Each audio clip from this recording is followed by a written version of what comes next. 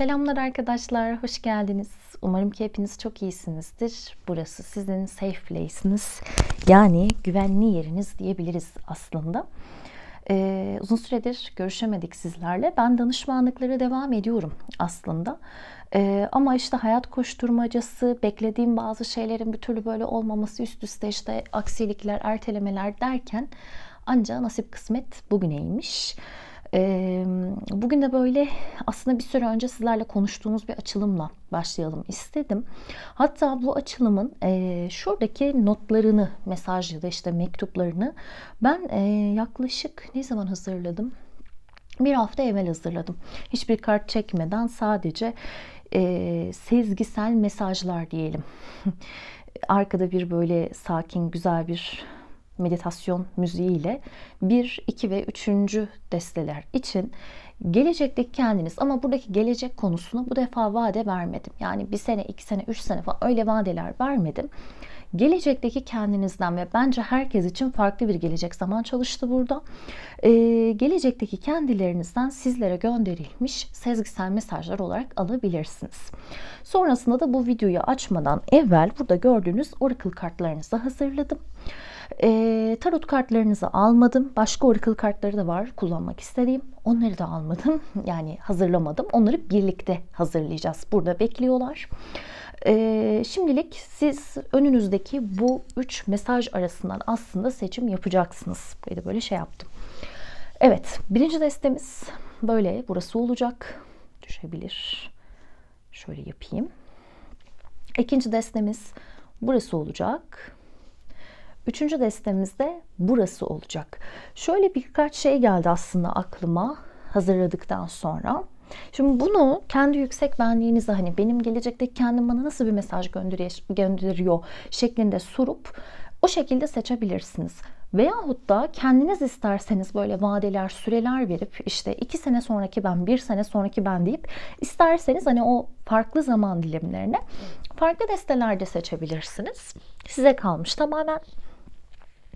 Siz videoyu durdurabilirsiniz ama öncesinde şunu tavsiye ederim. Şöyle videoyu durdurun. Şu an değil, anlatacağım.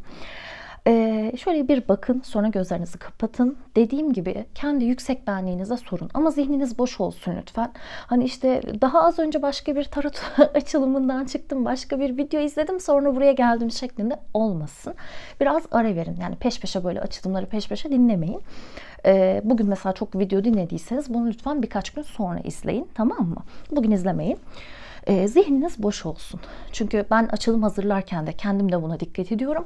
Zihnimiz boş olacak. Arınmış olacağız. Düşünceler zihnimizde böyle kopalamaca oynamayacak, Tom ve Jerry gibi. Sakin olacağız, derin bir nefes alacağız, sorumuzu soracağız. Ardından da ben nasıl ki kartları seçiyorum, siz de burada destenizi seçeceksiniz. Aslında bir nevi kendi okumanızı kendiniz zaten belirlemiş oluyorsunuz. Şimdi durdurun, destenizi seçin. Sonrasında açılımlara başlayalım bakalım.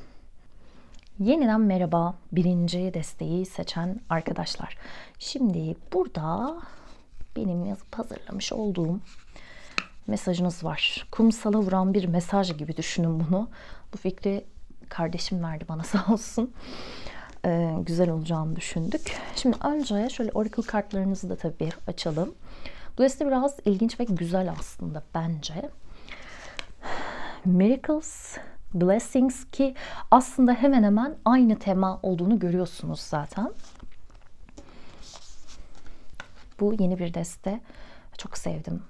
Gelir gelmez. Bu desteği daha önce videolarda hiç kullanmadık. Tamamdır. Tarot desteniz bu olacak. 3 destenin de bu olacak. Ama önce şöyle bir mektubunuzu açıp okuyalım bakalım. Ben de dediğim gibi bu mektupları hazırlayalı neredeyse bir hafta oldu. Bekliyorlardı. O yüzden ben de heyecanlıyım. Hatırlamıyorum çünkü ne yazdığımı. O an böyle sezgisel aktı ve gitti. Haydi bakalım. Siz de görün. Nasılsın sevgili kendim? Ulaşmaya çalıştığın şeyler çok yaktı mı canını? Ateşle oynadığını hissettin mi hiç? Enteresan. Bakın dediğim gibi ben bunu bir hafta önce hazırladım ve bugün açılımdan evvel çektiğim kartımıza bakın. Ateşler, ateşler. Yoncalar yanıyor. Kızlar yoncaları kurtarmaya çalışıyor ateşten. Ateşle oynadığını hissettin mi hiç? Ya da aslında çok fazla bir şey de istemiyorum. Neden bazı şeyler bu kadar zor ve ulaşılmaz olmak zorunda dediğin? Biliyorum. Şu anda bu süreçlerden birindesin. İçindeki cesareti yeniden ateşleyecek birkaç cümle duymaya ihtiyacın var. Ama artık eskisi kadar deli dolu da değilsin. Artık hata yapacak lüksüm yok. Her adımı doğru atmalıyım derdindesin. Kendini bu kadar hırpalama. Aklındaki şeylerden en basitini yapmaya başla ve şunu hep hatırla. Dünyanın sonu değil. Vay. Şimdi bakalım. Biraz böyle kafa tutan bir mektup olmuş bu. Biraz böyle kafa tutan, hadi bakalım diyen ki aslında burada aldığımız oracle kartlarıyla da şöyle düzleştirmeye çalışıyorum. Ses için kusura bakmayın. Aldığımız oracle kartlarıyla da bir noktada aslında ortak mesaj gelmiş. Bu güzel. Demek ki güzel rezone olmuşuz. Çünkü Artemis bizim için arkadaşlar burada bize o cesareti hatırlatan kart diyebiliriz esasında. Bizi cesur olmaya çağırıyor ve buradaki şimdi Water Horse dediği hani su elementinden at dediği kart da bizim için ne demiş? Bir yol. Nereye bir yol? Bağımsızlığa. A path to independence. Bağımsızlığa ulaşacak olan bir yolu kastediyor aslında. Atları hep neyle böyle özdeştiririz? İşte asalet, özgürlük, dört nala koşması değil mi? Bir özgürlüğü simgeler aslında. Ve haliyle burada şimdi bir tarafta ruhunuzun özgürleşmeye çalıştığı anlaşılıyor. Yani şu an aslında gelecekteki kendiniz, geçmişteki yani bugünkü şu anki size diyor ki kendini özgürleştir. Seni korkutan, senin belki canını yakan şeyleri al ve bu korkularını kendine motive etmek için kullan. Hiçbir şeyden korkma. Artık çünkü korkacak bir şey de yok sanki. Hani şey gibi biraz olacak olan da oldu zaten. Ve ne diyor aslında, neyi müjdeliyor bize? Bakın, miracles, expect the wondrous to emerge. Harika şeylerin, böyle olağanüstü şeylerin ortaya çıkmasını diyor. Bekle hayattan. Ve burada ne görüyoruz? Bunu açarken çünkü çok şaşırmıştım. Şimdi buradan miracles yani işte mucizeler geliyor. Buradan da blessings geliyor. Yani blessings de biraz nasıl diyelim? Allah'ın bize sunduğu lütuflar, öyle yorumlayabiliriz aslında. Ve iki yerde de bakın aynı ışık temasını görüyoruz. Aslında şu an hani eğer özellikle de dediği gibi işte canım yanıyor ve gerçekten artık hani usandım, hata yapacak lüksüm kalmadı. Ben artık hani doğru adımlar atmalıyım hayatımda diyorsanız. Hani şeydir ya, her şeyini kaybeden birinin artık korkacak bir şey kalmamıştır. Biraz sanki bundan bahsediyor gibi. Eğer korkuyu bırakıp artık korkunla sen cesareti doğurabilirsen çünkü buradan sonra neye geçeceksin? Artık mucizeleri yaşamaya başlayacaksın. Hayatın böyle hep böyle bir ivme gibi yukarı yukarı yukarı gidecek. Grafik gibi düşünebilirsiniz bunu. Ve burada bakın. Evet. Yeni ay ve dolunay temaları var. O yüzden belki bir şekilde tutulma süreçleri ya da işte dolunaylar, yeni aylar bir şekilde sizin için önemli süreçlere gebe olabilir arkadaşlar. Ama bu ne zaman olacakmış burada da söylediğine göre? Artık korkularımızdan özgürleşip ya ben artık bağımsız olacağım, ben artık hani hayatla da yüzleşeceğim dediğimiz noktada. Fakat bunu yapabilmemiz için bakın ne yapmamız gerekiyor? Suçluluk duygusunu burada artık serbest bırakmamız gerekiyor. Release your guilt. Suçluluğumuzu serbest bırakmak. Artık hani olan oldu. Olan oldu. Artık hani şey deriz ya, olanla gidene çare yok diyelim. Olanla gidene çare yok artık, hani olan oldu. Artık hani üzülüp başında böyle oturmanın, ağlamanın, işte ya şöyle olsaydı farklı mı olurdu, böyle olsaydı farklı mı olurdu, bunu dememizin demek ki çok da anlamı yok. O yüzden elimizde ne varsa ondan en iyisini çıkarmaya bakmalıyız gibi gözüküyor. Bu arada henüz tarota geçmedik, tekrar hatırlatayım. Daha alacağımız kartlar var burayı yorumladıktan sonra. Şimdi bunun yanında özellikle Artemis bize ne diyor biliyor musunuz? Kendi yoluna çık. Artık hani görülmemiş, keşfedilmemiş, yapılmamış şeylere doğru senin adım atman lazım. Özellikle Artemis hani bizim için kadınların koruyucusu, işte dişilliğin koruyucusu gibi bir anlamı da aslında karşılıyor. O yüzden bilhassa burada özellikle kadın arkadaşlar için kadınlığını kabul etme, kadınlığını artık ifade etme. Bununla ilgili problemi olanlar varsa mesela ve burada çok fazla ay teması alıyoruz. Ve Artemis de zaten hani bir ay tanrıçası. Zaten buradaki alametlerinden de gördüğünüzü tahmin ediyorum. Artemis de bir ay tanrıçası. Ve ay döngüleri deyince de yine kadınlarla ilgili şöyle yapayım. Özel durumlar, ay döngüleriniz, bunlarla da ilgili eğer bir takım problemler varsa belki bunları mesela çözmek, bunları şifalandırmak için de doğru süreçler olabilir. Şu anki zaman dilimi. Çünkü geleceğiniz şu anki size sesleniyor. Demek ki şu anki sizden beklenen bir takım burada görevler, vazifeler var.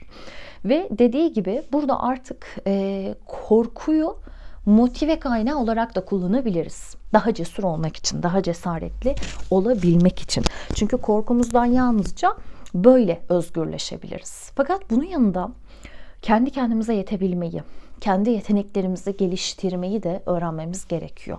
Ve yine Artemis'i biz nasıl görüyoruz? İşte yay figürüyle.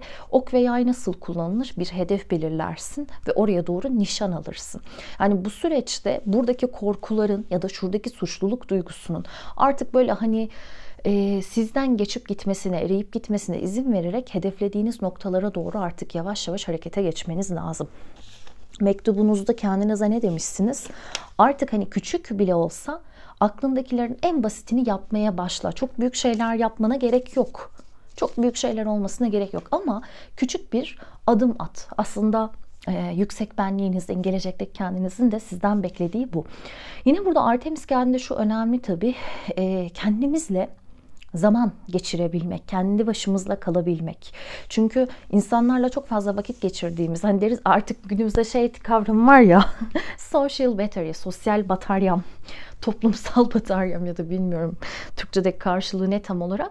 Hani artık böyle o kotam doldu, artık daha fazla insanla görüşemem bu ay ya da bu hafta. Bunun gibi hani kafam şişti artık ya da yoruldum artık, enerjim bitti dediğinizde Artemis geldiğinde bu destede biraz kendi içimize çekilmek, kendimizle kalmak, özümüzle buluşmak da yine tavsiye ediliyor.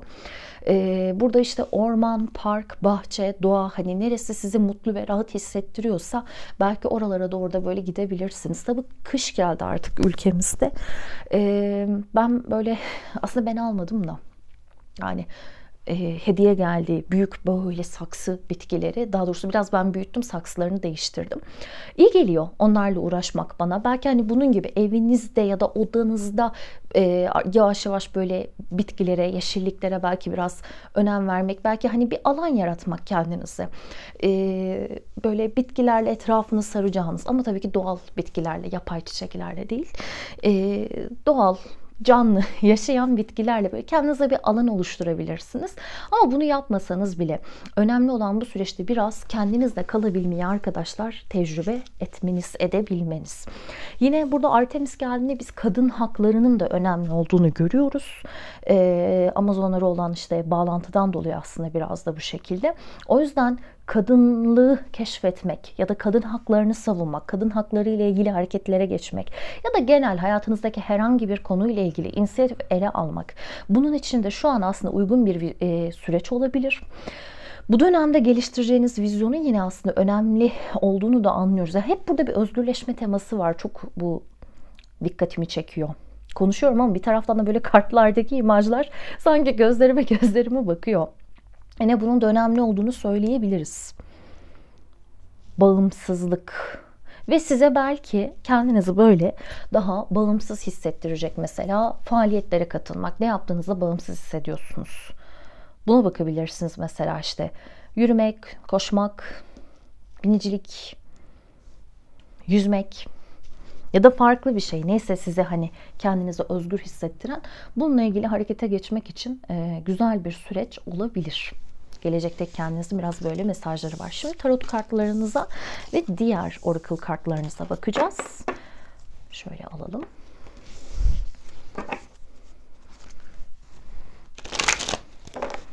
Evet, bu şekilde yaptığımda bile video uzuyor.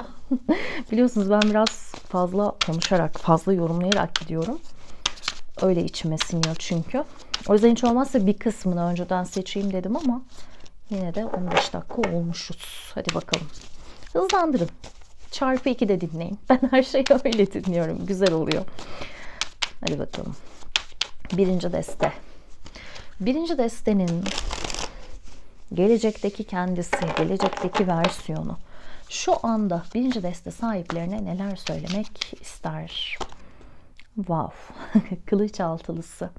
Ve açılım için desteği karıştırırken de bu kart böyle elime gelmişti. Ay çok güzel, bakalım kime gelecek demiştim.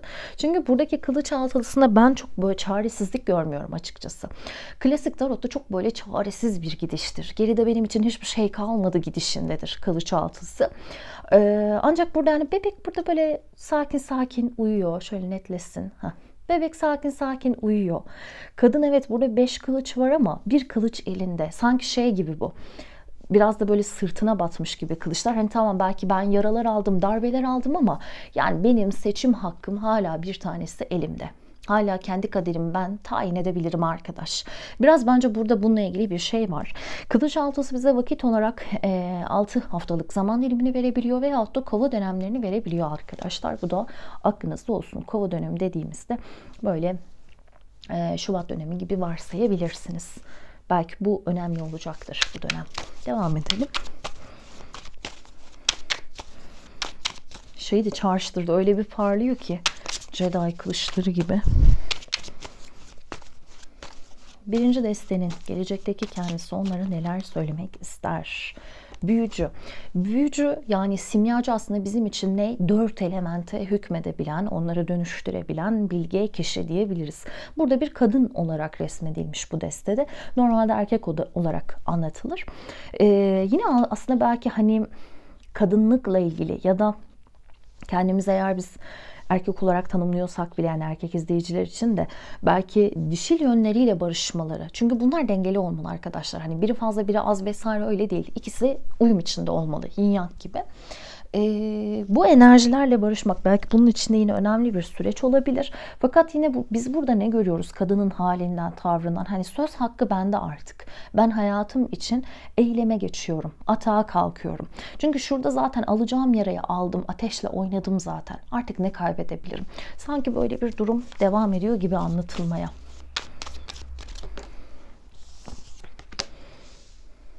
Kılıç kraliçesi. Sanki şuradaki kılıcımız gibi yine burada da aynı temayı görüyoruz. Çok güzel bir kılıç kraliçesi bu arada. Mavi bizim için böyle duygusal uzaklıkları, duygulardan biraz böyle mesafe almayı gösterebiliyor. Sinematik anlatımlarda bunu görürsünüz mesela. Mavi daha böyle donuk kalır duyguların anlatımında. Orada bir sorun olduğunu anlatır. Fakat burada benim gördüğüm artık maviyi giymiş, kuşanmış bir insan. Yani belki de o soğukların, buzların kraliçesi. Çünkü kılıç kraliçesi bilmiyorum. Benim için hep buzlar kraliçesi gibi. Artık bunu giyinip kuşanmış olmak. Artık acılar, hüzünler, yalnızlıklar, işte burada yenilen darbeler, hayattan aldığımız her türlü darbe olabilir işin içerisinde. Kimi bunu sevgilisinden alır, kimi ailesinden alır, anne babasından alır, kimi iş ortamından alır. Herkesin hikayesi farklı, neticede ona göre alın. Artık hani ben buna alıştım ve bununla büyüdüm diyen bir insan var bence burada. Bu güzel bir şey. Aziz buradaki kartımız. Yine bir kadın figürle resmedilmiş. Normalde erkek olarak anlatılan bir figür. Burada bir kitap görüyoruz. Secret Garden. Aziz zaten hani bizim için o bilgeliği gösteren bir kart. Burada anahtarlar da aslında biraz bunu anlatıyor. Yani buraya da işlenmiş anahtarlar, öyle söyleyeyim. Klasik tarotta zaten var da. Haliyle artık bilgeliğin kapısına burada geçiş yapmış bir insan görüyoruz biz size baktığımızda. Evet. Ve şurada tek kalan kartı da alacağım. Ve deste altınız muazzam. Bunu böyle alalım. Şunu da şöyle alalım. Görüyorsunuz mu? Evet. Şimdi bunları alayım. Dikkat dağıtmasın çok fazla kart. Biraz yukarı. Evet. Çünkü daha alacağımız kartlar var.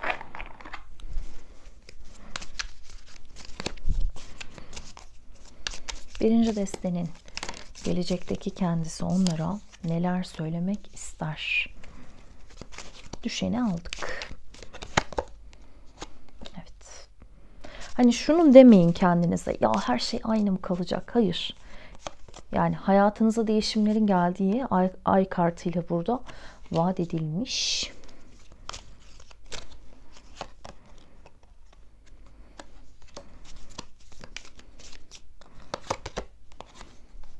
Güzel. Seviyorum. Kartal almayı seviyorum gerçekten bu tarz açılımlarda. Deste altında masamız böyle ders çalışılan masa gibi düşünebilirsiniz bunu. Bu gelmiş. İşlerine önem ver. Dikkatini işlerine ver. Kariyerine ver diyor aslında. Demek ki hani eğer şu dönem ben hayatımda neye odaklanmalıyım diye düşünüyorsanız, belki geleceğinizi iyi inşa edebilmek için bu kariyeriniz, iş alanınız ya da nasıl tarif edelim? Ya para kazandığınız ya da yaparak kendinizi daha saygın, daha değerli hissettiğiniz alanlarla ilgili olabilir. Bu sonuca varabiliriz aslında buradan. Biraz daha aldığımda gözüküyor mu? Bence gözüküyor. Heh, tamam. Şimdi ilk düşen kartımız bize yakın plandaki bir köpeği gösteriyor ve böyle yakın bir arkadaşımızla yaşayacağımız böyle tatlı durumlardan bahsediyor. Şimdi bu süreçte hayatınıza gerçekten arkadaşlığı, dostluğu, kıymetli bir insanın biz girdiğini belki görebiliriz. Veyahut da zaten hani böyle birisi varsa bu insanın arkadaşlığının, dostluğunun çok iyi geldiğini görebilirsiniz. Hani şurada suçluluk duygumuzdan artık kurtulmamız gerektiğini söyleyen kart vardı ya. Burada iki kadını biz birlikte görüyoruz. O yüzden artık hangi cinsiyetteyseniz kendi hemcinsiniz burada sizin için önemli bir dost, önemli bir yaren olabilir. Bu insanla belki bir takım şeyleri öğrenecek, keşfedecek olabilirsiniz. Hep çünkü şurada hani birilerinin bir şey getirmesi, böyle bir durumdan da bahsedilmiş. Hani bu dostluklar, bu arkadaşlıklar gerçekten iyi gelebilir bir noktada size. Fakat bu süreçte dikkatli olmanız gereken bir konu ne? Kendinizi yanıltmaktan, öz yanılgı diyelim, self delusion'a, delüzyonları kapatmaktan, ama bunları hani kendinizin yol açtığı delüzyonlar olarak düşünün. Bunlara kapılmaktan uzak durmanız lazım. Bunun farkında olmanızı tavsiye ediyor size gelen ejderha. Bunu zaten nerede anlıyoruz? Kupa dörtlüsüyle. Yani bir zaman burada gerçekten yok ya, hiçbir şey yolunda gitmiyor. Hani işte bir sürü karar aldım. Uygulamaya da çalışıyorum. Niye işte iyi hissedemiyorum? Bunun gibi böyle kendinizi manipüle edebilirsiniz.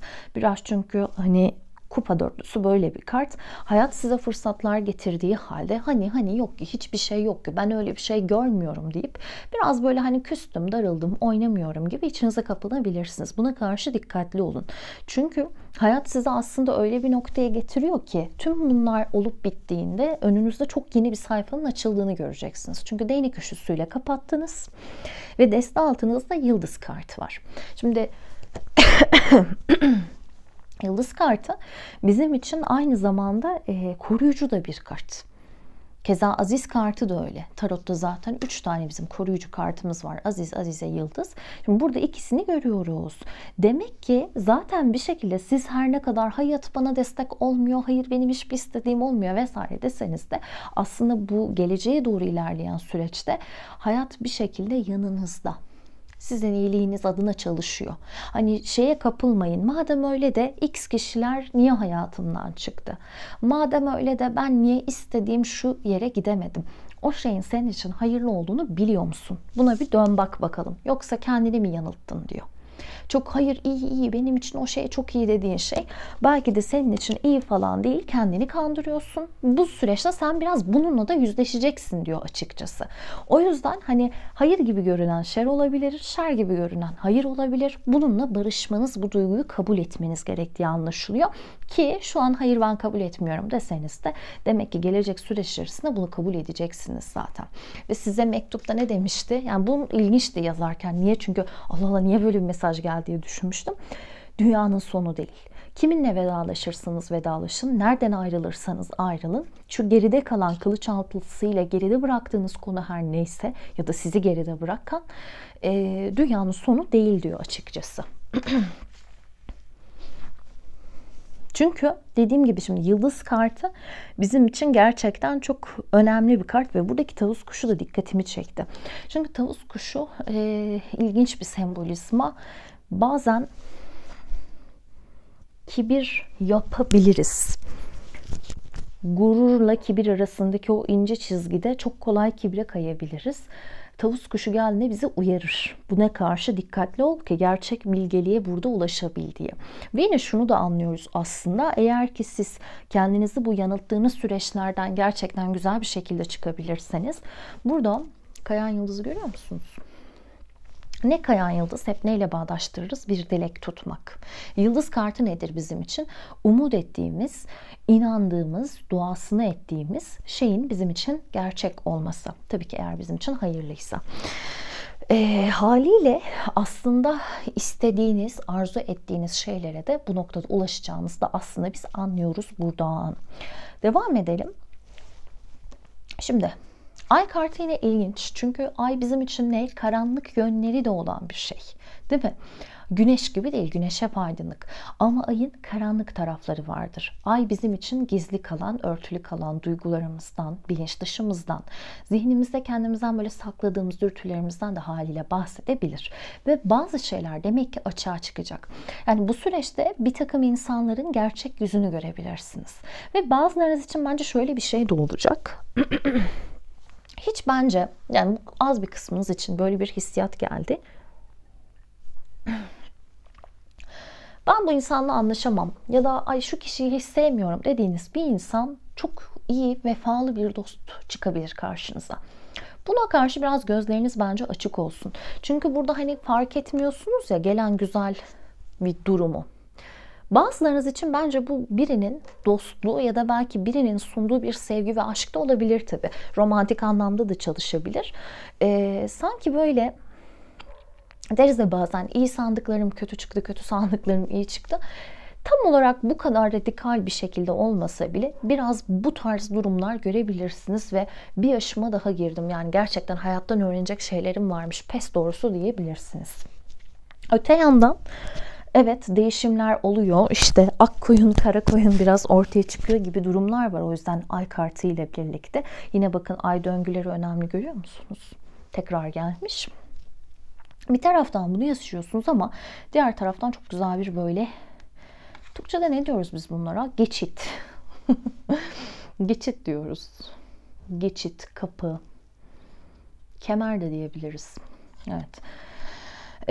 Ne diyor bize? Yeni fırsatlar, yeni ihtimaller ve senin için aslında bir takım yolların açılması gibi bir durum diyebiliriz. Çiçeklene çiçeklene giden, burada da bambularla gördüğümüz bir geçit var.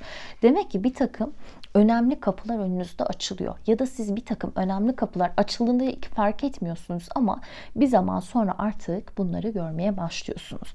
Ve açıkçası ben bu destenin sürecinin çok uzak bir zaman dilimi olduğunu zannetmiyorum, onu söyleyeyim. Burası bana yakın geldi. Vadeler çünkü biraz onu yansıtıyor. Kartların burçlarını söyleyeceğim size ama bu şu anlamda değil. Senin burcun bu anlamında değil. Bunları vadeler, süreçler olarak düşünebilirsiniz. Kova, ikizler, yine bir dakika. Terazi, boğa, kartın ismini söyleyesim geliyor da. Terazi, boğa, yengeç, koç ve kova etkileri görüyoruz. Şimdi bir sürü kova etkisi gelmiş. Demek ki şu an 2023'ün aralığındayız. 2024'ün Şubat'ından itibaren bu desteği seçenlerin, buraya niyet alanların yavaş yavaş artık bu sürecin kapısından geçtiği bir süreç olabilir. Yani böyle bir durum da var burada. Bence size süreciniz yakın. Ve geçmişe böyle çok net bir sünger çekiyorsunuz. Çünkü kılıç altılısı artık bir yere arkada bırakmak, değnek üçlüsü artık geçmişi arkamıza alıp yeni ufuklara doğru aslında yola çıkmak. Demek ki bu yakın da bir süreç. Hani şurada da demiştik ya, bir özgürleşme süreciniz var. At bu arada önemli bir sembolik olabilir. Bir de bu kartta 2 tane de Yunus görüyoruz. At ve Yunuslar, geyik. Yine bunlar belki sizin için önemli sembolizmalar olabilir. Bu da aklınızda dursun. Bence böyle bir durumunuz var. Ve hani sanki en karanlık gecede en güzel, en canlı ışığın pat diye önünüze çıkması, açılması. Sanki böyle bir durum da söz konusu. Hani mesela burada birinden ayrılırsınız. Üzülmeyin demenin bir anlamı yok. Üzüleceksiniz. Hayat bu tabii ki. Ama şunu bilin. daha iyi biri gelir. Ya da bir işten ayrılmak zorunda kaldınız ya da bir işten çıkartıldınız. Ya merak etmeyin, burada daha iyisi var. Şey gibi değil, iyi var gibi değil, daha iyisi var. Daha güzeli var. Daha uzun soluklusu var. Böyle bir şey. Ve bir yanılgıdan da uyanıyorsunuz bence. Böyle hani gözünüzdeki bir sis perdesi de sanki dağılıyor gibi. Ve son kartımız neydi? Kartal. Bu da yine önemli bir sembolik olabilir. Sorunların, problemlerin, engellerin üzerine gelecek olan bir zaferden bahsediyor. Kartal önemli bir sembolizma. Ben hep şey diyorum, kartal aldığımda açılımlarda farklı destelerden de olabilir. Bu fark etmez. Kartallar yalnız uçar. Yuvaları yüksektedir. Öyle her kuşun kolay kolay uçup da yuva kuracağı yerlerde değildir. O yüzden eğer burada ya benim aslında bazı planlarım var ama biraz böyle hani havai kalıyor, uçuk kaçık kalıyor diyorsanız bile küçük bir adım atın. Şu an artık bugünden itibaren bu açılımı tabii izleyin, bir sindirin, bir bakın bakalım ne var ne yok. Bir bakın ve gerçekten küçük de olsa basit basit adımlar atmaya başlayın.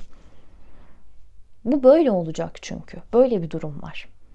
Ve nihayetinde burada engel olarak, sorun olarak görülen her neyse bunu dediğim gibi aştığınız ve kendinize koyduğunuz hedefe ulaşacağınız da anlaşılıyor.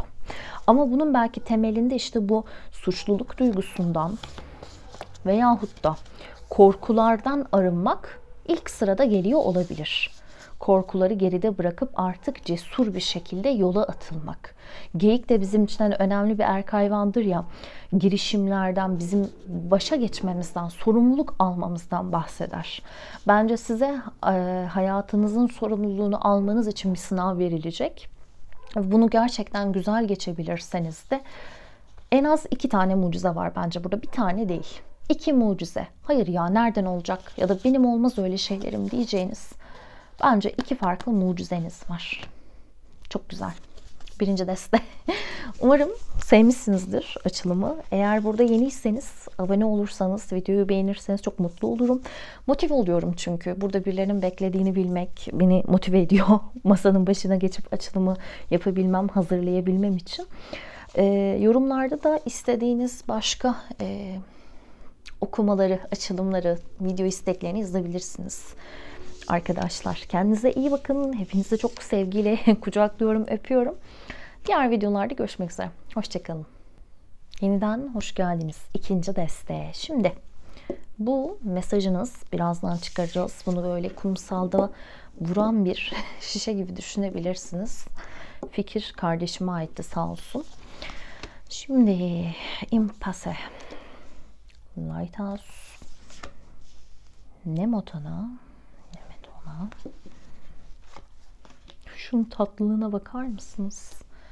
Ponçik bir deste gerçekten.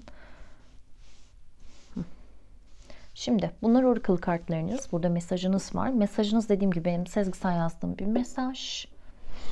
Ve yaklaşık 1 hafta önce hazırladım. O yüzden mesajı ben de hatırlamıyorum. İyi oluyor öyle. Daha anlıyorum. Tamam. Anın içerisine yazmışım diye. Sonra da size tarot ve başka oracle kartlarından da çekerek yine yorum yapacağız. Haydi başlayalım. Şöyle yapayım biraz. Yuvarlandı çünkü. Yağmur ne güzel yağıyor değil mi? Düşüncelerin gibi bir bir şıp şıp. Pencereden dışarıyı izlerken sanki ben de bu damlalardan biri gibiyim işte. Öyle akıyorum ama nereye diye düşünüyorsun sanki. Amacım ne? Bu hayata neden geldim? Hayal ettiğim şeyler bir gün gerçekten de olabilir mi? Kendinle ilgili şüphelerin var, biliyorum ve söz veriyorum. Öyle çok uzakta değil. Birkaç sene içinde hepsi uzak bir rüya gibi gelecek sana. Gelecekteki kendiniz diyor ki, evet şüphelerin var ama bak söz veriyorum öyle çok çok uzakta değil. Yani böyle 20-30 sene sonra değil. Birkaç sene içerisinde bir bakacaksın, bir zamanlar böyle pencereden bakıp yağmuru izliyordum ya da karı izliyordum. Ve diyordum ki yani Allah'ım olur mu ki ya, bunlar olur mu ki ya? Ama o günlerin sana bir rüya gibi gelecek. Bunları gerçekten ben mi düşünüyordum diye. Bir gün yine pencereden bakacaksın. Bu anı hatırlayacaksın ve iyi ki diye iç geçirerek gülümseyeceksin. İyi ki faydası olmayana tutunmadım. İyi ki olmam gereken yerden uzakta kalmadım. Ve burada lale şeklinde bir imza atılıyor ya da lale şeklinde bir sembol konulmak istendi, bilmiyorum. Çizmeyi düşündüm ama lale çizemeyeceğimi düşündüğüm için bu şekilde yazdım. Lale çiçeğinin bilmiyorum, bazılarınız için belki önemi olabilir. Şimdi ilginç, çünkü şuradaki oracle kartlarını videoda, yani kaydı açmadan önce hazırladım. Ve şöyle bir şey var. İmpase. Geçişin olmadığı, yolun kapandığı, duvar örüldü bir manzara görüyoruz. Sincap böyle ağacın dibinde tıkınıyor. Cevizlerini, fındıklarını yiyor. Ve bizim yolumuzda bir duvar var. Ve burada sonbahar mevsimini görüyoruz. Özellikle hani bu sene sonbahara girdiğinizde, yani Eylül, Ekim, Kasım ayları içerisinde 2023'te biraz böyle bütün yollar tıkandı, bütün duvarlar önüme örüldü. Benim için gidilecek bir yer yok, yol yok. Bunu düşünmüş belki olabilirsiniz. Ve kart size diyor ki reflect and redirect your energy. Enerjini başka bir yere yansıt. Yeniden yönlendir. Yani şu an enerjini hangi konuya, hangi duruma ya da hangi kişiye çok odakladıysan, burada evet senin önüne bir engel geldi. Set örüldü. Çünkü şu an bu yola gitmemen gerekiyor. Ve yani bu bugün çektiğim kart, bu da dediğim gibi yaklaşık bir hafta önce yazdığım mesaj. İyi ki faydası olmayana tutunmadım. İyi ki olmam gereken yerden uzakta kalmadım. Yani bazen işte önümüze engel çıktığını biz zannederiz ya. Olmuyor, hiçbir istediğim olmuyor deriz. Halbuki olmayan da hayır vardır. Ama tabii ki biz bunu çok kolay anlayamayabiliriz. Bu bir şeyler değiştikten sonra demek ki bu yüzden olmamış diyebileceğimiz bir şeydir. Şimdi burada da öyle bir durum var. O yüzden şu süreçte, yani bu videoyu hangi tarihte izliyorsanız bu önemli değil. 2023'te olmak zorunda da değilsiniz. Hani ben evet bu dönemde çekiyorum ama zamansız her video. Hangi dönemdeyseniz ve nerede önünüze set çekildiğini düşünüyorsanız bilin ki öyle olması başka bir yerde aslında önünüzü açıyor. Burada 20 numaralı I am always enough. Ben daima yeterim, yeterliyim tablosuna asan bir kızı görüyoruz duvara. Ve ismini unuttum. Deniz feneri mi diyorduk? Lighthouse'a. Deniz feneri diyorduk değil mi Türkçe'de? Kendinden, yani kendi değerinden şüphe etme, şüpheye düşme diyor. Yani burada mesela çok istediğiniz bir işe başvurdunuz ve kabul alamadınız. Bir vizeye başvurdunuz, bir okula başvurdunuz, bir bursa başvurdunuz diyelim ki. Ya da birine karşı duygularınız vardı, açıldınız mesela. Fakat olmadı o konu, durum. Ve direkt bunu yaparız çünkü kendimize. Benim neyim eksik acaba? Neyimi beğenmediler? Neyimi sevmedi? Şöyle olsam olur muydu? Böyle olsam olur muydu? Hayır, sen yeterlisin. O şey senin için değildi diyor. Konu aslında bu kadar.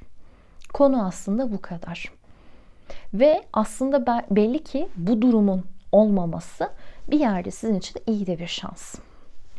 Bu desteği, bu kartı sebep almıştım. Yani siyah minnoş kediye good luck demeleri beni fethetmişti açıkçası.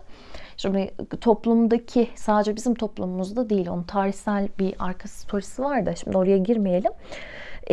Dünya toplumlarındaki işte bu siyah kedi algısını biliyorsunuz. İşte uğursuzluk falan bilmem ne, işte cadılarla vesaire iliştirilmesi. Korkulan bir şey aslında siyah kedi. Fakat burada diyor ki iyi şans bu. İyi şans. Yani senin kötü olarak gördüğün, birinci desteğe de buna benzer bir durum gelmişti açıkçası. Ona da bakabilirsiniz eğer ki çekildiyseniz.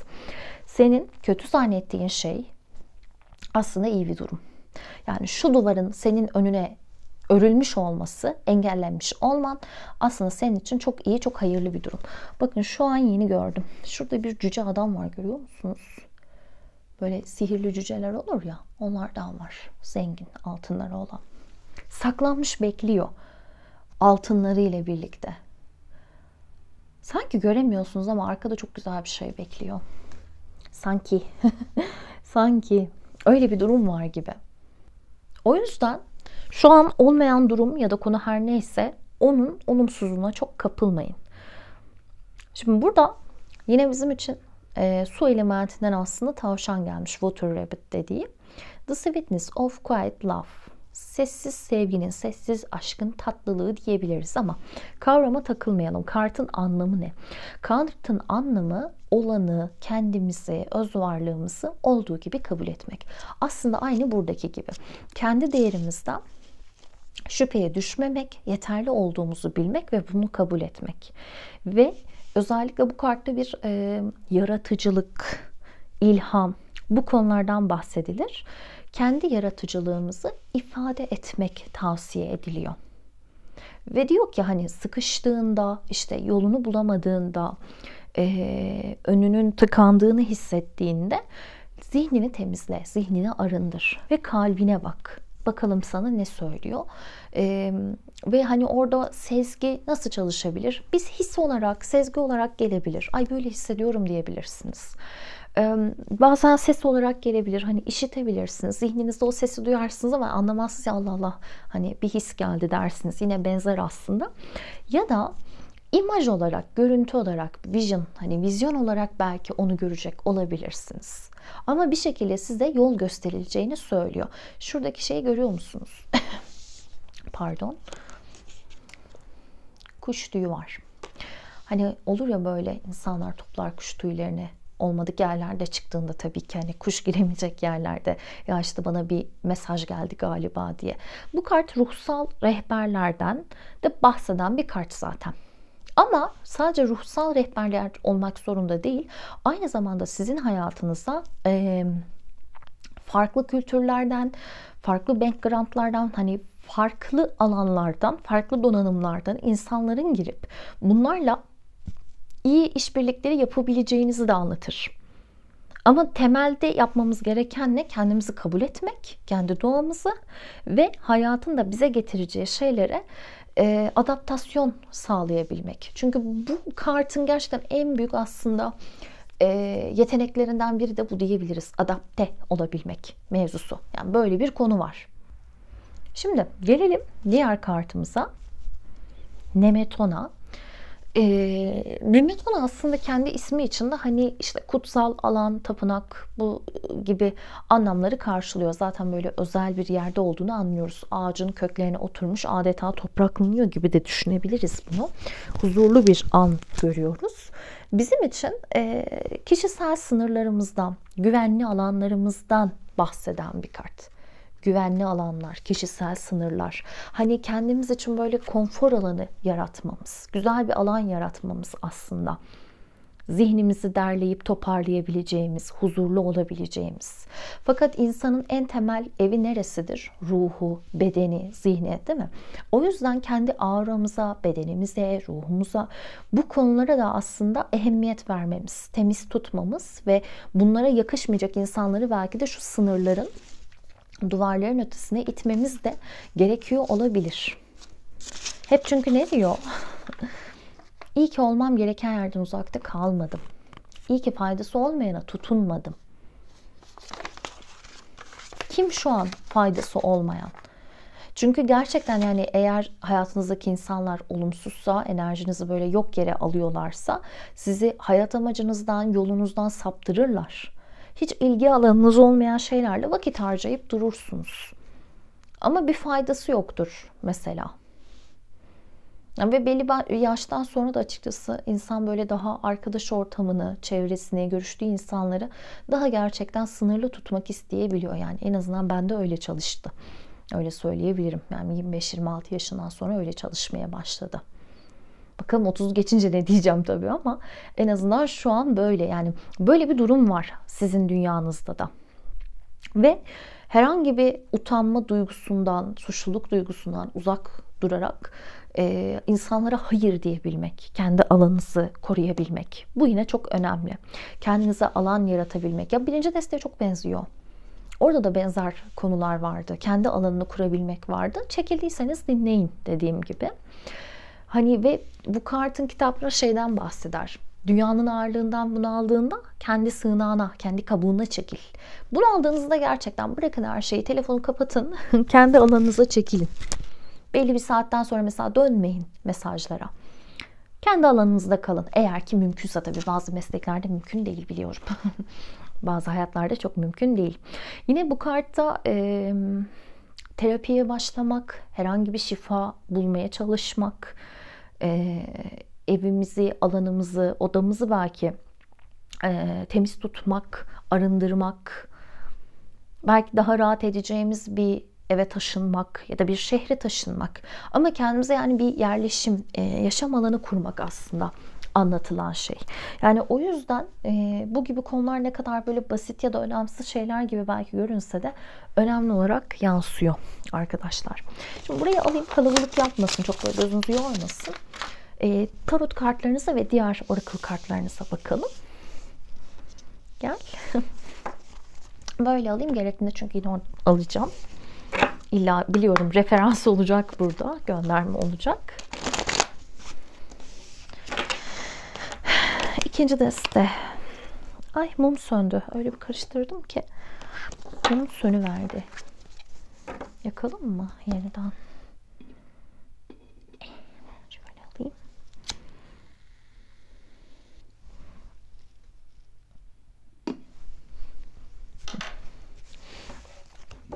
İkinci deste. Gelecekteki kendiniz, gelecek versiyonunuz size, şu andaki size neler söylemek ister? İkinci deste. Hadi bakalım. Tılsım üçlüsü. Işık, yani şu tripoddaki ışık çok parlıyor, göremiyorum, o yüzden eğiliyorum. Mahkeme. Elimdeyken bakayım, değil mi? Büyücü daha iyi olur öyle. Kılıç üçlüsü. Denge. Ay, çok güzel. Kupas. Benim tarotta en sevdiğim kartı kupas olabilir gerçekten. Bilmiyorum, çok seviyorum. Deste altında jokerimiz geliyor. Böyle alayım. Görünüyor mu? Görünüyor. Tamam. Şimdi oracle kartı alalım yine. İkinci deste. Gelecekteki kendiniz, gelecekteki versiyonunuz size neler söylemek ister? İkinci deste.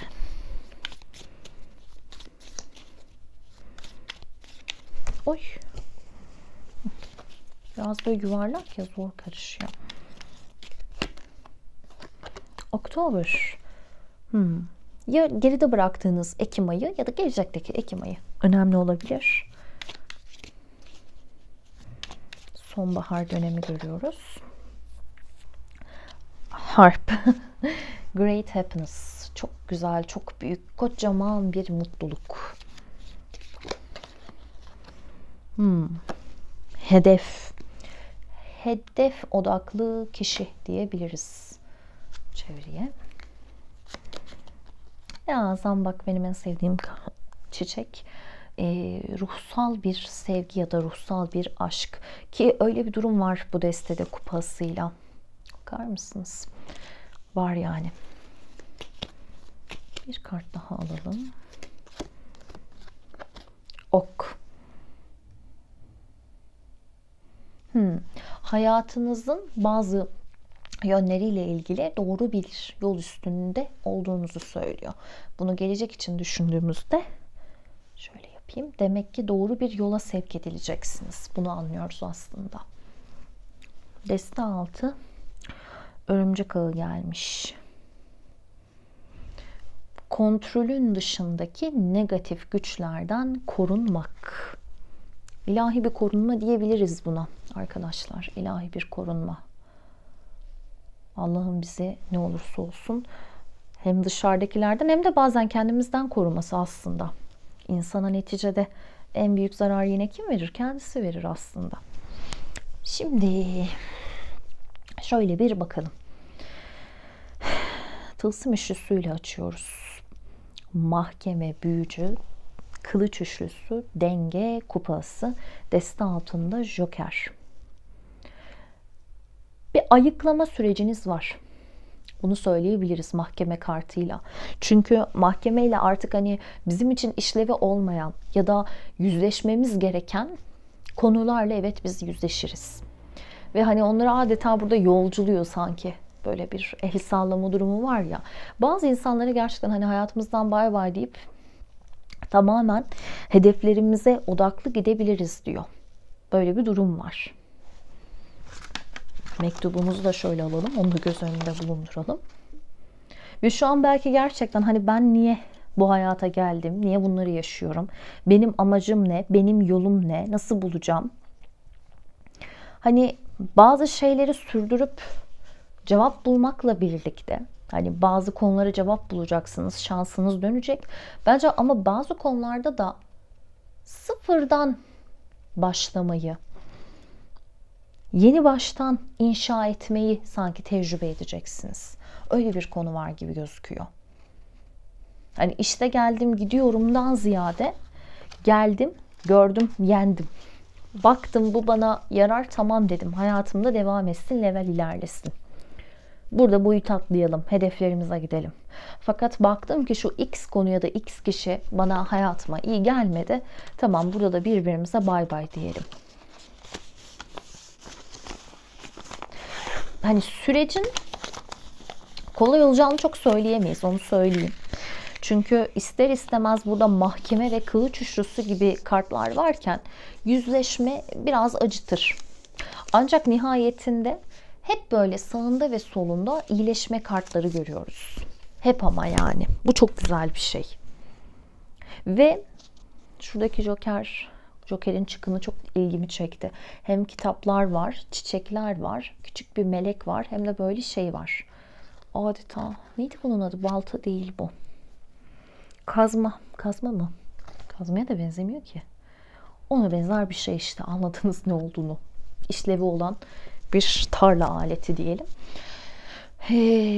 Sanki merak ettiğiniz bir alanla ilgili de öğrenim almak, kendinizi geliştirmek, yeni bir tecrübeye belki adım atmak, bu konuda hiç ummadığınız bir şans, hiç ummadığınız bir fırsat ele geçecek olabilir. O yüzden eğer hani böyle hedefleriniz var da eğer hani ama işte nasıl olacak ya bilemiyorum falan diyorsanız, demek ki orada bir şans bekliyor size. Hani belki birinin gerçekten hiç ummadığınız bir iş vermesi, belki birinin ummadığınız bir bursla çıkıp gelmesi, bir durum var. Yeteneklerinizi takdir eden insanlar var. Fakat bu işte ne zaman oluyor? Siz kendinizi kabul ettiğinizde, kendi yeteneklerinize açıldığınızda. Şurada da demiştik ya, hem ruhsal rehberlerin işte korumasıdır ama hem de hayatımızda farklı alanlardan, farklı dünyalardan insanların gelip yardımcı olması. Bizim de onlarla aslında işbirliği yapmamız. Sadece birinin gelip bize yardım etmesi gibi de değil dümdüz. İşbirliği yapıyoruz. Birlikte gelişiyoruz. Ve burada bir kısmınız için bence şöyle bir şey de çalışacak. Çok tatlı ya, gözüksün değil mi? Bir kısmınız için bence şöyle bir şey de çalışacak. Aynı hedefleri taşıdığınız, belki aynı mesleği yaptığınız ya da işte aynı işte okulu okuyup eğitimini aldığınız vesaire birisiyle romantik bir birliktelik, romantik bir ortaklık, partnerlik ve bu kişiyle bir düzenin kurulması. Bazılarınız için bence böyle bir durum yaşanacak burada. Ve ben bununla da beraber inancınızın tazeleneceğini, hayatta hani bir şeylere dair evet olabilir, evet inanıyorum, yapabilirim, o cesaretinizin de ya sıfırdan oluşacağını ya da tazeleneceğini anlıyorum burada baktığımda. Çünkü hani şey gibi, bu demiştik ya, negatif kişilerden, enerjilerden korunmak. Hani sanki böyle işte bir yeri ya da bir şeyi, birini çok isteyeceksiniz, işte orası olmayacak ya da şu an zaten olmadı. Ama sonra bakacaksınız ki böyle bir zaman içerisinde artık, çünkü burada 3 senelik bir zaman dilimini görebiliriz tılsım üçlüsüyle. Ondan daha uzun olacağını çok zannetmiyorum. O kadar yavaş değil kartlar ama şu andan itibaren 3 senelik zaman dilimi gibi alabiliriz belki. Tabii ki bazıları için bu daha kısa sürecektir, merak etmeyin. Geri dönüp böyle şurası zaten hiç iyi değilmiş. Zaten şu insanla da hiç olmazmış. Ya da şu iş evet ya hiç bana göre değilmiş gibi bir takım farkındalıklar da kazanacağınız anlaşılıyor. Yani şu an gözyaşını döktüğünüz, üzüldüğünüz konu her neyse demek ki en geç böyle 3 senelik vade içerisinde buna ay aman iyi ki olmamış, Allah'ım sana şükürler olsun. İyi ki ben bu yoldan ilerlemişim.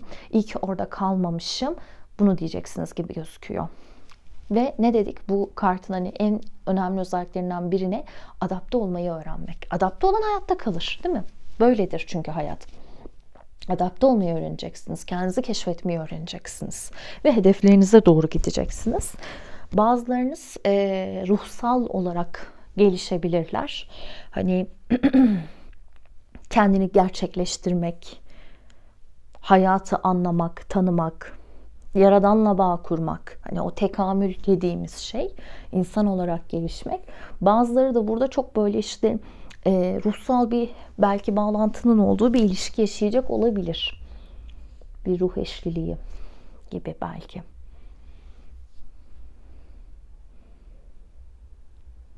Ama bu durum her neyse küçük bir şey değil, onu söyleyeyim yani.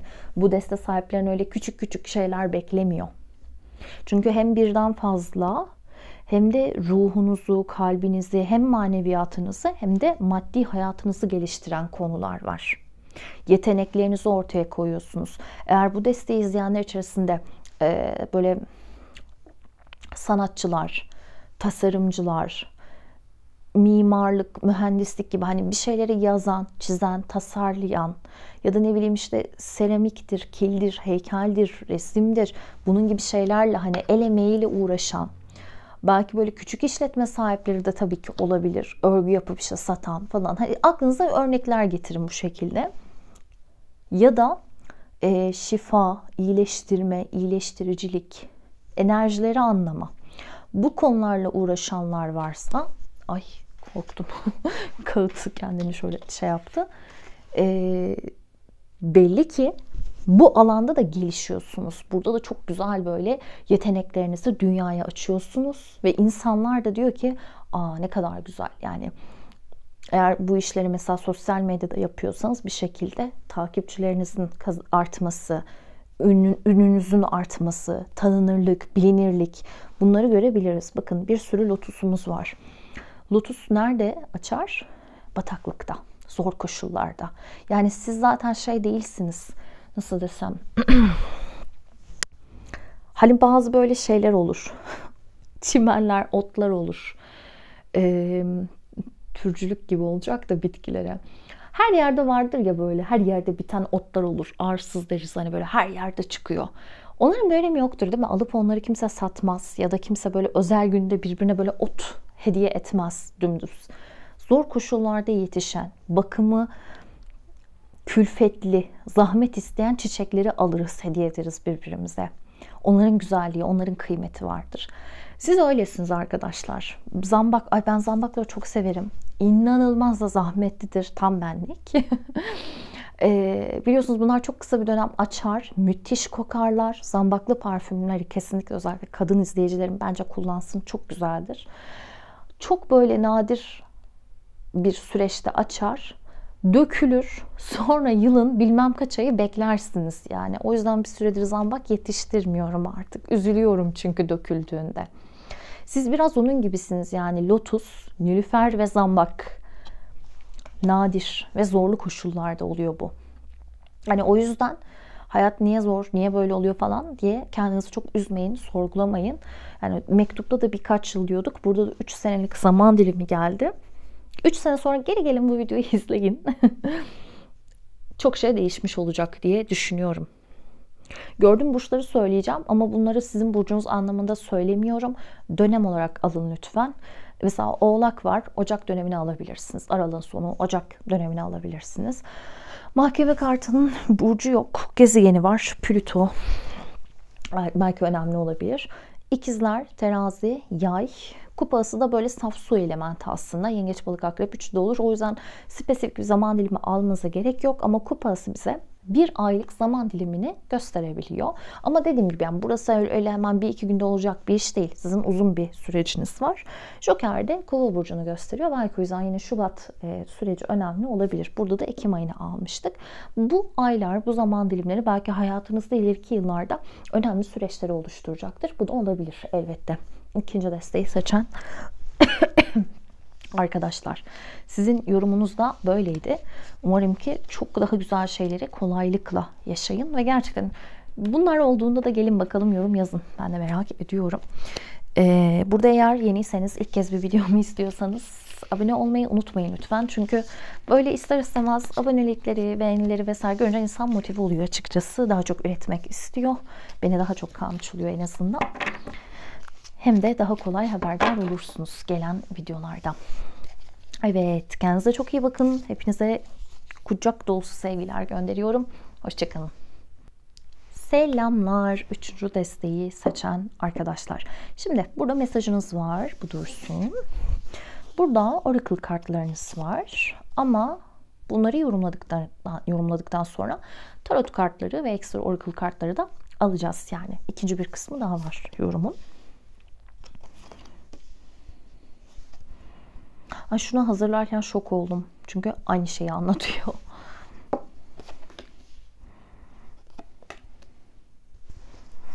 Bu fikri de bana kardeşim vermişti. Hani böyle sanki kumsaldan gelmiş, denizden gelmiş, kumsala vurmuş bir mesaj gibi düşünebiliriz. Üçüncü deste. Şimdi mektubunuz sezgisel bir mektup. Benim arkaya böyle sakin bir meditasyon müziği açıp size niyetlenerek zihnime gelenleri, içime gelenleri ya da yazdığım mektup. Buradaki kartlarda kayıttan biraz önce açtığım kartlar. Dediğim gibi birazdan sizinle birlikte de başka yeni kartlar açacağız. Bir ihtimal daha var. O da gülüp geçmek mi dersin? Böyle bir soruyla başlıyorsunuz kendinize. Buradan nasıl dönülür? Burayı şimdi nasıl toparlarım dediğin şeylere bir bak olur mu? Belki de öylece kalmaları gerekiyordur. Belki de her şeyi düzeltemezsin. Şu an ben şok. Çünkü şurası onu anlatıyor. Vay be. Burası onu anlatıyor. İlginç. Belki de her şeyi onaramayız hayatta. Çözmek, anlamak, ısrarla bir cevabın peşine düşmek bazen sadece beyhude bir çabadır. Senin olan senindir ve tam da zamanında seni bulur. Yani şurada çünkü evrenle bir olmak, kozmik bilgiye kendini açmak. Olmamız gereken, hatta burası da evet, burası da çok buna benziyor. Olmamız gereken yerde olmak konusu var. Senin olmayan hiçbir şeyi zorla evcilleştiremezsin. Olmayana gül geç, neyin olması gerektiğini anla. Buradan her şey çok daha sakin ve güzel. Buradan dediği o gelecekteki zaman dilimi artık neyse size bu mesajı yolladığınız kendinize şu anki döneme. Orası aslında yani oradan sanki bakıyorsunuz bugüne geliyorsunuz. Ya var ya ne günlerde işte yaşadık geçti işte ah zamanlar. Böyle bir durumunuz var. Ve hani gülüp geç diyorsunuz aslında kendinize. Ya gül geç, üstünde durma, zorlama, niye böyle oldu diye sorma, soruşturma, peşine düşme.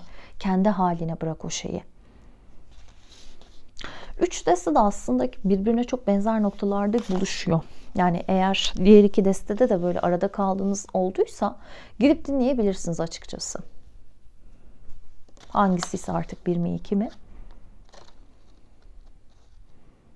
Bizim olmayanı zorla evcilleştirmemek. Şöyle şimdi mektubumuzu böyle koyalım.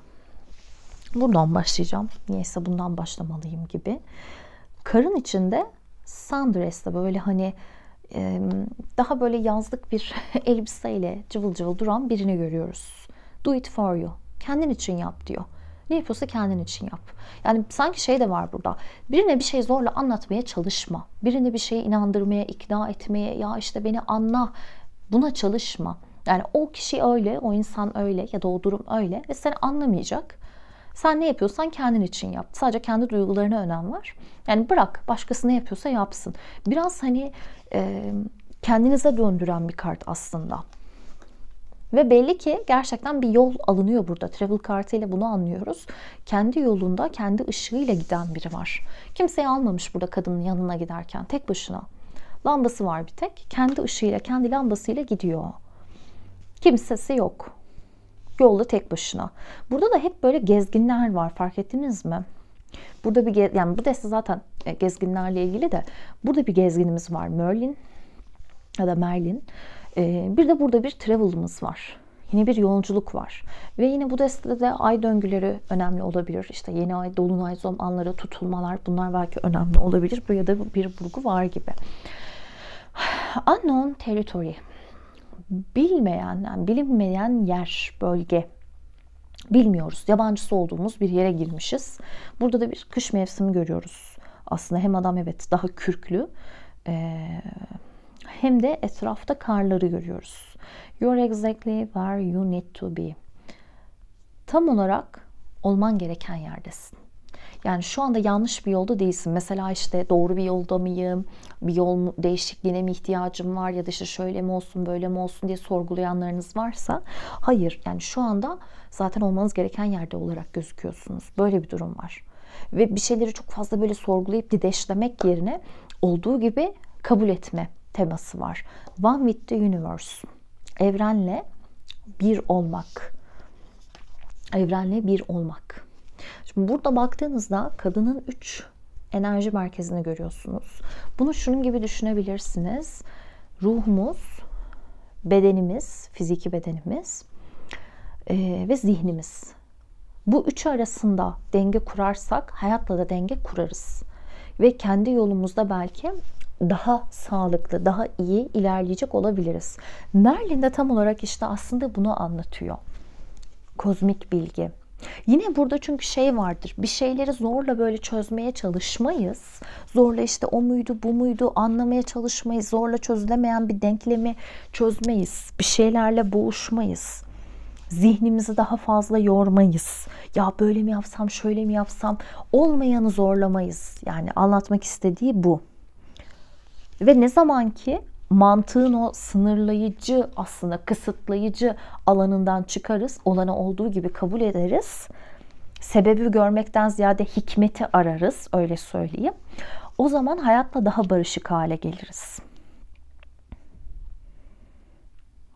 Evet. Burada Merlin'in böyle mor bir pelerini var. Görüyorsunuz zaten. Bir ruhsal araç aslında evrenle işte bir olmak için. Pelerinin şuralarında da şey var. 12 burcun simgesi var.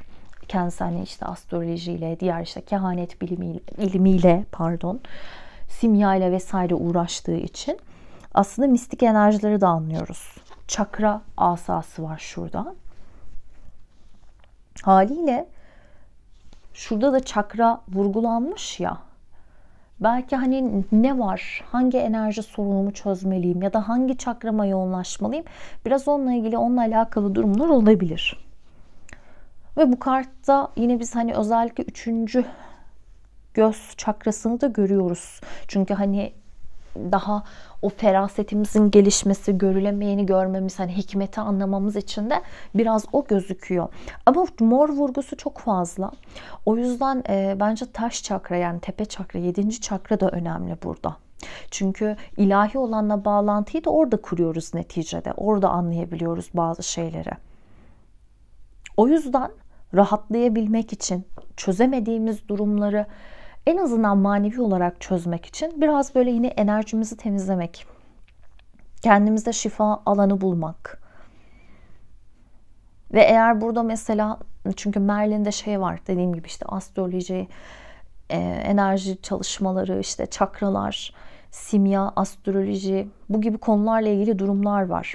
O yüzden eğer merak ediyorsak belki bunları öğrenebiliriz. Bir de kendisi doğrudan İngiltere'deki mitlerle ilgili olduğu için İngiltere ve belki özellikle işte Merlin'le bağlantılı bölgeler. Glastonbury miydi? İsmini tam şu an hatırlayamıyorum. Glastonbury olması lazım. Belki orayı araştırmak, mekanları araştırmak, bağlantı kurmak önemli olabilir. Çünkü burada yine şey var, bir yeri keşfetmek var, bakın. seyahat etmek, belki cevapları böyle başka bir yerde bulmak, gezgin olmak, olduğunuz yerden artık farklı bir yere geçmek. Bu tabii ki bilinç seviyemizde farklı bir yere geçmeyi de evet gösterebilir. Ama eğer ya ben aslında bir değişiklik istiyorum, şuraya seyahat edeyim, şuraya taşınayım vesaire, böyle bir planınız, düşünceniz varsa bunun da yine desteklendiğini anlıyoruz. Şimdi tarot kartlarınızı ve diğer oracle kartlarınızı alacağım. Bunlar burada kalabalık yapmasın, yormasın gözünüzü. Üçüncü deste. Üçüncü deste. Mum söndü. Üçüncü deste.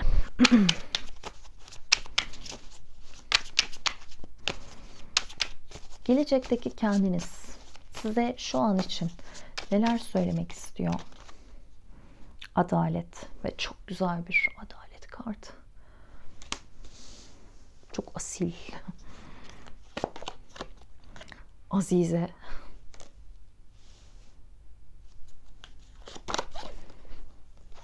Dünya. Ne oluyor? Majörden gidiyorsunuz. Kupa altılısı. Çok tatlı bir kupa altılısı bence. Değnek beşlisi. Böyle güzel bir değnek beşlisi gördünüz mü daha önce?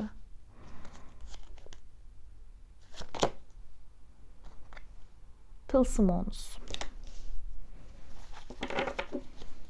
Büyücü. Büyücü bugün 3 destede kendini gösterdi. Demek ki potansiyellerimizi gerçekleştirmek için de doğru yoldayız. Bunu da anlıyoruz aslında. Şimdi bir de oracle alacağız. Ama biraz karıştırmak zor bu desteği. İkiye böleyim. İkiye bölünmüş hali.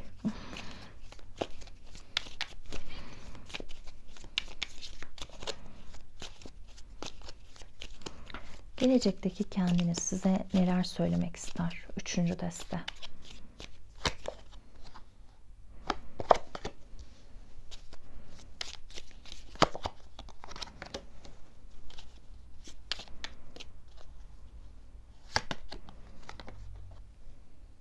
Çekirge.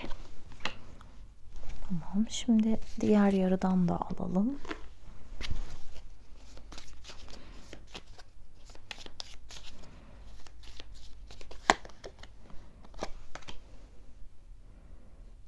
Bir kayıp hakkında uyarıyor size. Onu söyleyeyim öncelikle. Ama hani bu korkmayın, böyle şey bir kayıp değil de daha maddi bir kayıp gibi. Telafi edilebilir maddi bir kayıp olabilir. İki kartta çünkü bir kaybın ardından duyulan sıkıntılı süreçten bahsediyor.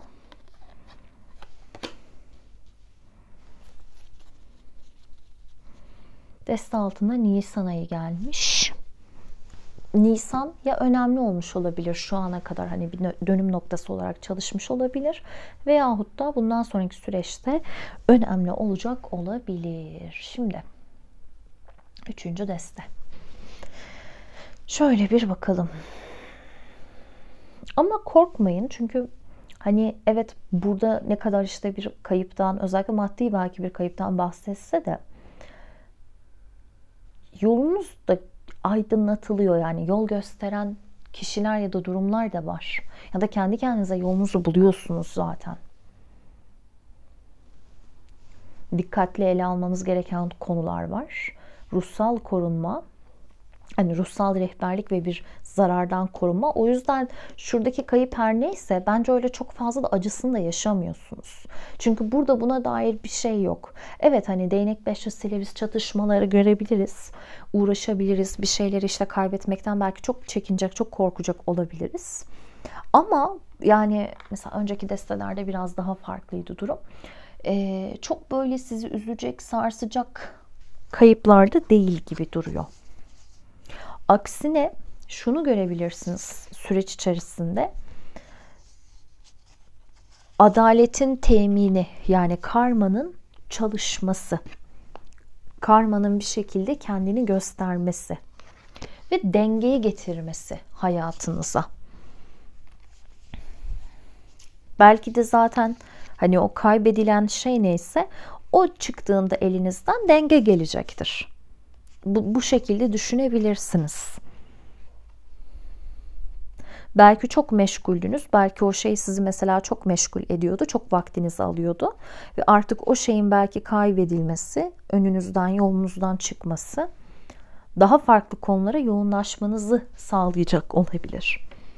Çünkü burada farklı bir rol oynayacağınız görünüyor gelecek süreçte.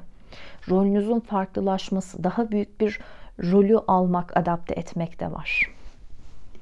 Ama şu önemli, her ne yapıyorsanız önce kendi iyiliğiniz için yapıyorsunuz. Fakat sonrasında bu kendi iyiliğiniz için yaptığınız şey bence burada başkalarına da hizmet ediyor.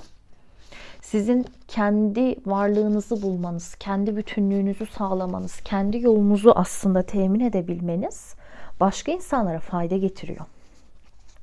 Belki buradaki hani bu ruhsal rehber dedi ya, koruyucu. Belki de bu kendinizsiniz buradaki Azize ile de birlikte. Çünkü şurada biz ne gördük Merlin'de? Aldığınız bir takım belki eğitimler, bir takım belki insanlara yardımcı olma isteğiniz. Burada illa hani böyle tabii ki işte ruhsal, yani ben spiritüel kelimesini çok sevmiyorum arkadaşlar. O yüzden sürekli ruhsal diyorum onun yerine.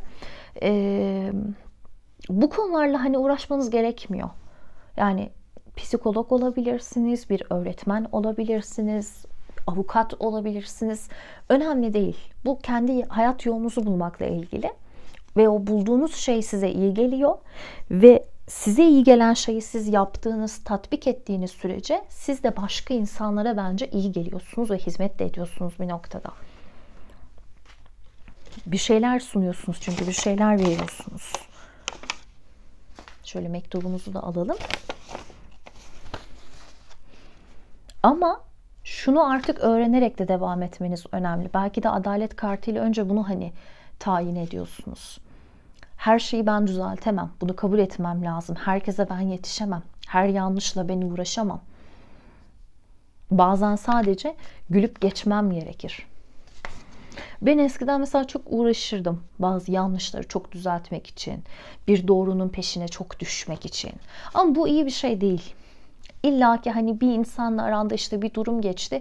Ne olursa olsun iç yüzünü bilmen gerekmeyebilir her zaman. Sen oradan çıkardın, derse bakacaksın, değil mi? Ve onun peşine düştükçe de çünkü daha çok üzülüyorsun, daha çok stres oluyorsun. Böyle bir durum da var. Ya da bir insan hani özellikle profesyonel hayatta, iş hayatında yoran diyelim ki bir şey yaptı, kırıcı bir şey yaptı ya da saygısız davrandı. Eskiden mesela böyle tek tek yaptığı şeyi anlatmaya çalışırdım. Artık çalışmıyorum. Direkt hani o insanla iletişimimi koparıyorum. Bir daha ona o işi, o hizmeti sunmuyorum. Kabul ettim artık insanları çünkü oldukları gibi. Bunun gibi mesela hani kendi üstümden belki örnek verirsem sizin için de daha pratik olur, daha işlevsel olur. Bunun gibi yani. Niye bu insan anlamıyor, işte algılayamıyor mu, nasıl görmüyor? Özellikle de insanlara yani zorla bir şey öğretmeye çalışmayın. Herkesi yanlışından çevirmek sizin vazifeniz de olmayabilir bu arada. Bir kere söylersiniz, 2 kere söylersiniz ama birini zorla doğru yola sokamazsınız. Tırnak içinde söylüyorum, birini düzeltemeyiz, değiştiremeyiz. Bu ona da yaptığımız bir kötülük olur. Çünkü her insanın kendi yolunu da biraz kendisi bulması gerekiyor. Biraz değil aslında, bayağı kendisi bulması gerekiyor. Siz eğer ki kişiler sizden isterse onlara belki yol gösterecek bir rehber olabilirsiniz. Bunun gibi mesela. Öğretmenlikte de daha mesela böyle süreçlere geçtik ya zaman içerisinde. Eskiden birebir ezber bilgi verirken artık daha ne yapıyoruz? Çocuklarla daha etkileşim halindeyiz. Onların da kendileri bir şeyleri öğrenmesini sağlıyoruz. Bu yüzden işte ödev veriyoruz. Bu yüzden proje hazırlamalarını istiyoruz. Bunun gibi aslında. Çünkü kupa altılısı bakın samimi bir şey sunmak. Çok samimi bir şeyi vermek, göstermek. Bunu tabii ki insanlara sevgimizi vermek, yardımımızı vermek, şefkat vermek çoğaltabiliriz yani. Bir sürü anlam var neticede kupa altılısı içerisinde. Ama bunun yolu, başkalarına da yardım edebilmenizin yolu önce kendinizle çatışmayı bırakmak. Bunu anlatıyor aslında size gelecekteki versiyonunuz. Ancak bunu yapabilirsen sen de birilerine yol gösterebilirsin diyor. Tabii ki her zaman eksiklerimiz olacak. Yani hiçbirimiz tam değiliz neticede. Her zaman eksiklerimiz olacak. Her zaman yürümemiz gerekecek. Çünkü ben oldum diye bir şey yok yani bu hayatta. Oldum gibi bir durum yok. Olmaya çalışıyorum gibi bir durum var. Buna çabalayacağız aslında. Bu anlaşılıyor. Ancak şunu da görüyoruz. Süreç içerisinde ne kadar işte ben kendi yolumda gidiyorum deseniz de bir taraftan evet bilgeliğe ulaşırken, çünkü Azize ile bunu anlıyoruz. Daha yani farklı bir duruma da geçiyorsunuz. Hani insanın gözünden birden perde kalkar ya, bir aydınlanır, kendini bilir, bazı şeyleri daha iyi idrak eder. Bir olgunlaşma süreciniz var evet. Fakat yine de ya siz birileriyle rekabet edeceksiniz ya da insanlar yine de sizi böyle kendi o zorlama, çatışma alanlarına çekmek isteyebilirler. Buna karşı da elbette bir uyarı var. Dikkatli olmak gerekiyor. Yani çok da dolduruşa da gelmemek lazım. Ama dikkat çekiyorsunuz gelecek süreçte, bunu söyleyeyim. Dikkat çekiyorsunuz. Fakat neticede geldiğiniz nokta tılsım onlusu. Her şeyin tamamlandığı, tamlığa ulaştığı, gayet de mutlu olduğunuz, başarılı olduğunuz. Bu bir işse mesela kurup gerçekten işinizin ekmeğini güzel yediğiniz. Bir ilişki ise artık böyle hani bir ilişkinin tamamlanması dediğimde mesela ne anlıyorsunuz? Birlikte yaşamak mı, evlenmek mi, çocuk sahibi olmak mı, ya da işte birlikte işte aynı evdeyiz ama işte bir taraftan kedimiz köpeğimiz var, onlara bakıyoruz, bu mu? Herkesin hani ideal ilişkisi kendine. Bunun gibi mesela eğer bir ilişki ise buradaki gündemimiz, bunu kazandığınızı görebiliriz. Fakat bu nereden sonra oluyor? Kendi yolunuzu kurduktan sonra, kendinizi kabul ettikten sonra.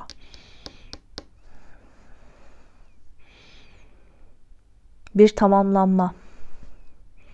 Mesela bunu böyle çok atanmayı isteyen biri istiyorsa, tılsım onlusuyla ben böyle atanmaları dünya ve tılsım onlusuyla çok görüyorum. Atanmak, kurumsal bir yerde çalışmak, köklü bir yerde çalışmak, bunun gibi şeyler de gayet mümkün olabilir. Tam potansiyelinize ulaşıyorsunuz çünkü. Hani dedim ya, bir şeyin en üst mertebesine ulaşıyorsunuz. Tam potansiyelinize. En böyle gitmeniz gereken son nokta, son raddeye. Gördüğüm burçları söyleyeceğim ama şu anlamda söylemiyorum bunu. Senin burcun bu anlamında değil. Bu burçların olduğu dönemler, işte aylar, vadeler önemli olabilir anlamında. Terazi, yengeç. Burada 4 sabitimiz var. Yani her elementin sabiti. Aslan, boğa, kova, akrep. Tekrar akrep, tekrar aslan, başak ve ikizler. O halde önümüzdeki 6 aylık süreç önemli olabilir, onu söyleyeyim. Ama bu biraz uzun böyle zaman da isteyen bir durum, bilginiz olsun. Tılsım onlusuyla yapılan şeyler zaman alır çünkü. 2-3 ay içerisinde olacak şeyler değil bunlar. Buradaki durumun sanki en az böyle birkaç senesi var gibi. En az 1-2 sene. Hani en fazlaya çektiğimizde tılsım onlusu 10 senelik süreçleri gösterebiliyor. Ama ben tarotta çok o kadar uzun vadeye gitmeyi sevmiyorum. Ama öyle alabilirsiniz. Size kalmış, durumunuza kalmış.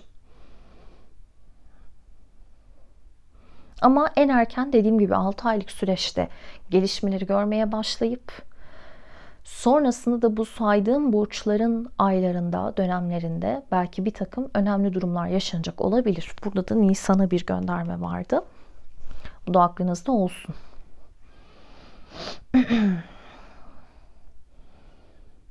Evet.